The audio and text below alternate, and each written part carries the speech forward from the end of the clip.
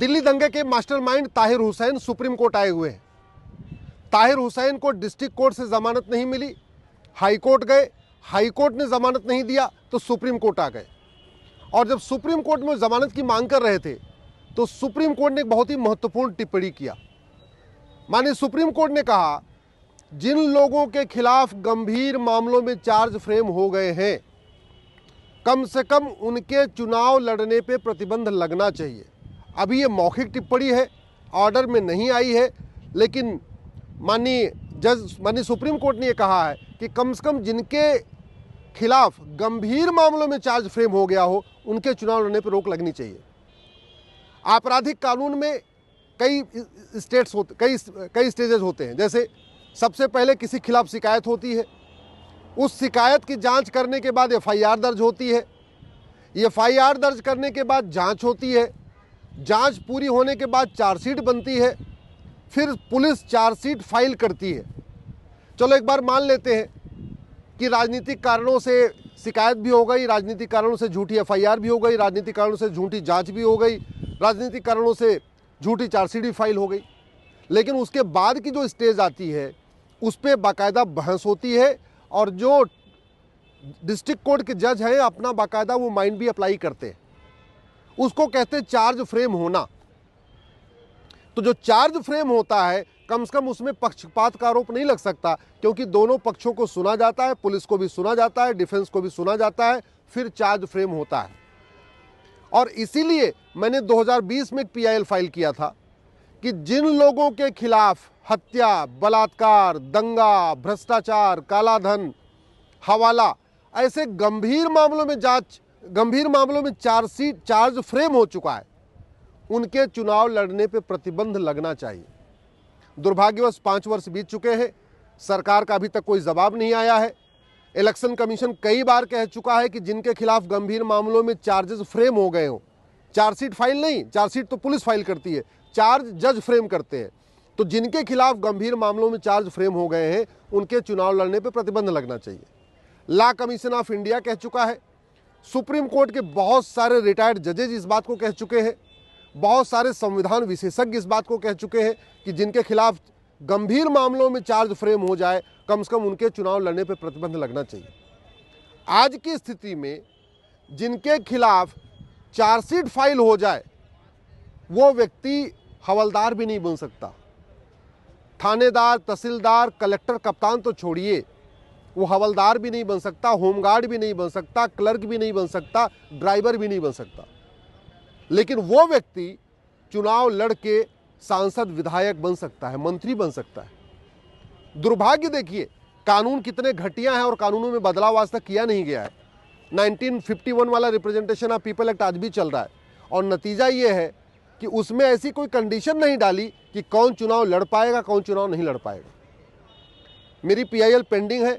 आज मैं फिर से माननीय सुप्रीम कोर्ट से मांग करूंगा कि मेरी पीआईएल की फाइनल हियरिंग करें। 5 साल बीत चुके हैं, 2020 मैंने पीआईएल फाइल किया था तो 2025 चल रहा है। कम से कम उन लोगों के खिलाफ जिनके खिलाफ हत्या, बलात्कार, देशद्रोह, घूसखोरी, कमीशनखोरी, मिलावटखोरी, कालाबाजारी, नशा तस्करी, मानव तस्करी, जिनके खिलाफ आतंकवाद, अलगाववाद, माओवाद, नक्सलवाद के मामले में चार्जेस फ्रेम हो चुके हैं, जिनके खिलाफ धर्मांतरण और घुसपैठियों की मदद करने के मामले में चार्जेस फ्रेम हो गए हैं, जिनके भी खिलाफ 5 साल से ज़्यादा की सज़ा वाली धाराओं में चार्जेस फ्रेम हो चुका है, उनके चुनाव लड़ने पर प्रतिबंध लगना चाहिए।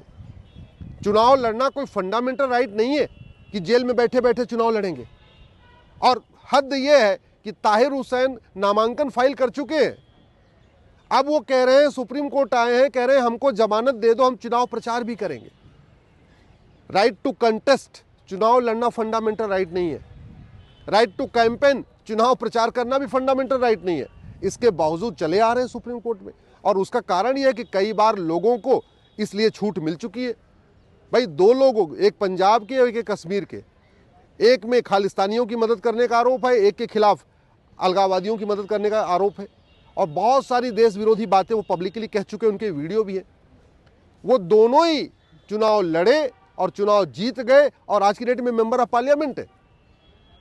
जब तक कानून तोड़ने वाले कानून निर्माता बनेंगे, जब तक लॉ ब्रेकर लॉ मेकर बनेंगे तब तक देश का भविष्य अच्छा नहीं हो सकता, तब तक अच्छे नियम कानून नहीं बन सकते।